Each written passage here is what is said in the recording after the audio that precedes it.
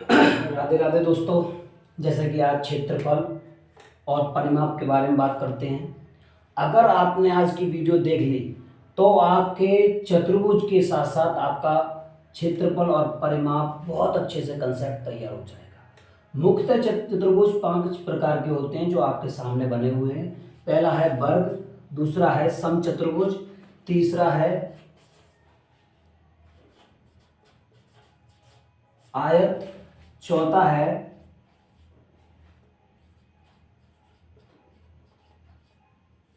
समांतर चतुर्भुज और पांचवा है समलंब समांतर चतुर्भुज। अगर ये आपने 5 आकृतियां अच्छे से समझ ली तो आपके क्षेत्रफल और परिमाप को आपको कभी भी प्रॉब्लम नहीं आ सकती। तो सबसे पहले बात करते हैं वर्ग की। जैसे कि वर्ग में आप देख रहे हैं कि मैंने इसकी कटिंग की है और इसका ये 8 और ये भी समचतुर्भुज भी देखिए, ये भी 8 8 8 8। तो दोनों 8 बाई 8 भुजाओं की हैं। अब जैसे कि आप देख रहे हैं ये इसकी ये चारों तरफ की इसको ये भुजाएं, इसकी 4 भुजाएं।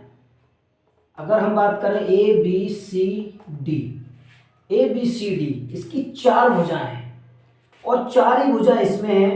अगर हम बात करें तो 4 ही भुजा इसमें है, ए बी सी डी। इन दोनों की भुजाएं समान होती हैं, लेकिन इनकी ये कोण हैं, आमने सामने के कोण समान होते हैं। इसमें चारों कोण समान होते हैं क्योंकि ये प्रत्येक कोण 90 अंश का होता है। बस ये अंतर होता है और इसी अंतर की वजह से इनका एरिया भी अलग अलग होता है। जैसे कि अगर इसकी बात करें वर्ग की, तो वर्ग का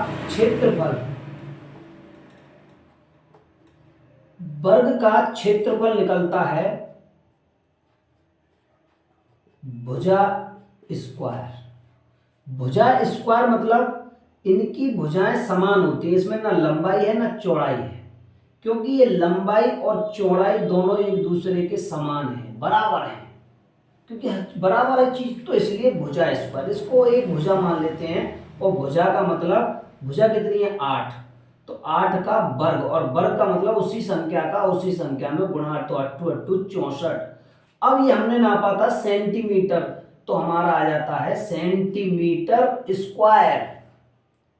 लेकिन अब एक तरफ जब इसमें देखते हैं तो इसमें थोड़ा सा डिफरेंट है।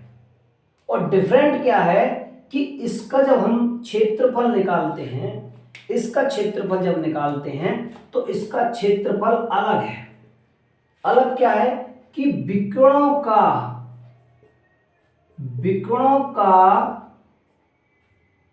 गुणनफल, विकर्णों का गुणनफल बटे 2, ये करना पड़ता है। तो इसमें विकर्णों का गुणनफल करने के लिए मैंने अपने पैमाने से इसका विकर्ण नापा। तो विकर्ण मेरा बैठ रहा है 14 और विकर्ण बैठ रहा है एक तरफ का 8। तो मैंने देखा कि विकर्णों का गुणनफल तो 8 इंटू 14 बटे 2, और भी कम बढ़ते हो सकता है, लेकिन हम इसी तरह से उसके विकर्णों का गुणनफल बटे 2 फिर हल करते हैं।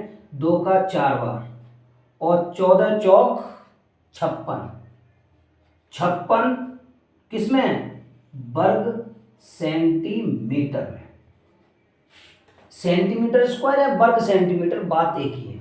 तो देखो हमने देखा कि भुजाएं चारों होने पर भी दोनों का एक जैसा मान नहीं आ रहा है, लेकिन दोनों के एंगल अलग अलग हैं। तो इस तरह से हमने देखा कि दोनों का किस तरह से क्षेत्रफल निकलता है। जब एक तरफ हम बात करें अगर परिमाप की, अगर बात करें परिमाप की, तो परिमाप में 4 इंटू भुजा, तो 4 इंटू भुजा की बात करें तो 4 इंटू 8, क्योंकि 8 भुजा थी इसकी, 8 लंबाई थी, 8 चौक 32 सेंटीमीटर। और वही चीज इसमें है, जो इसका मान है वो इसका, परिमाप में कोई अंतर नहीं होगा।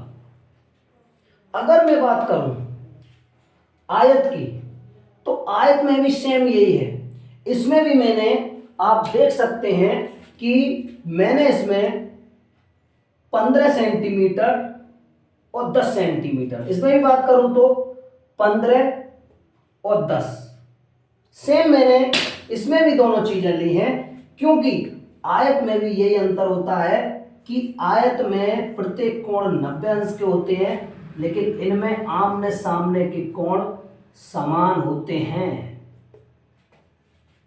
लेकिन इन दोनों का एरिया अलग अलग निकलता है। अगर मैं आयत की बात करूं तो आयत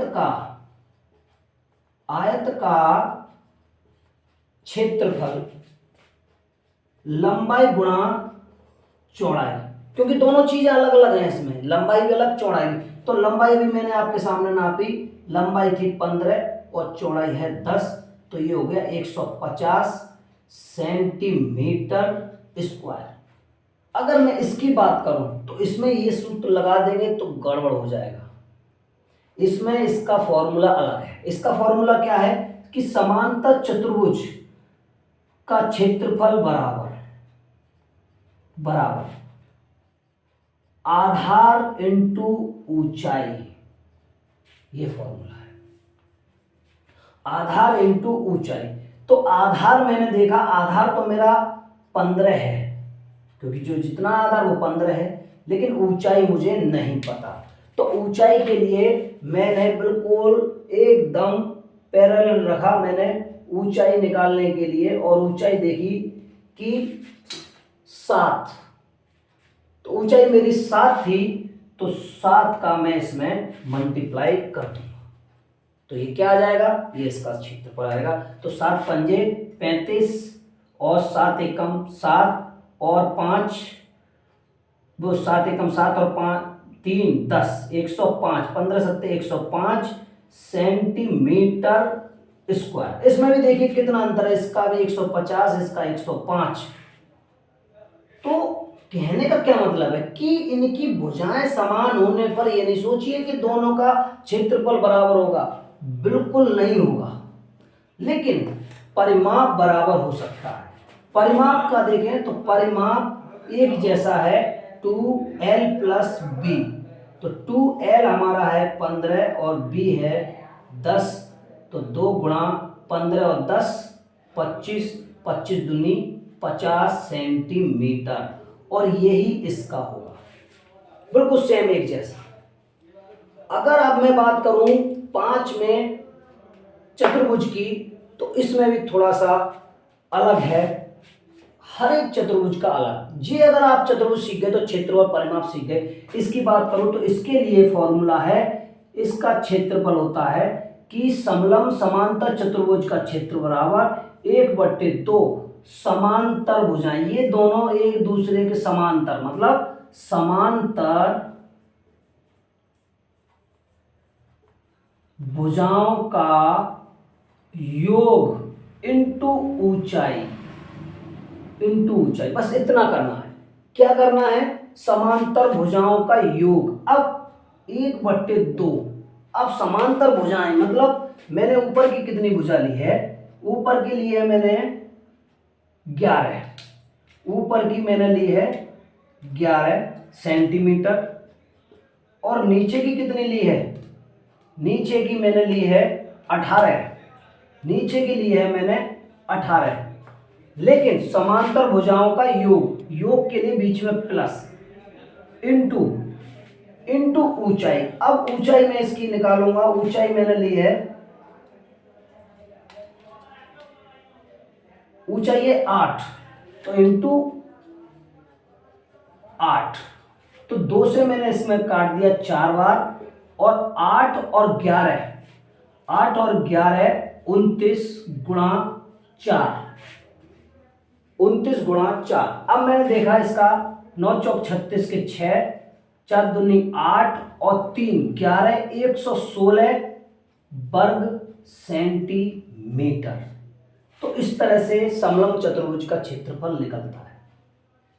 इसके परिमाप के लिए हमें इन चारों भुजाओं को ऐड करना पड़ता है, क्योंकि इसमें कोई जरूरी नहीं है कि कोई भगम बढ़ती हो सकती है। तो ए बी सी डी इनका योग किया जाता है।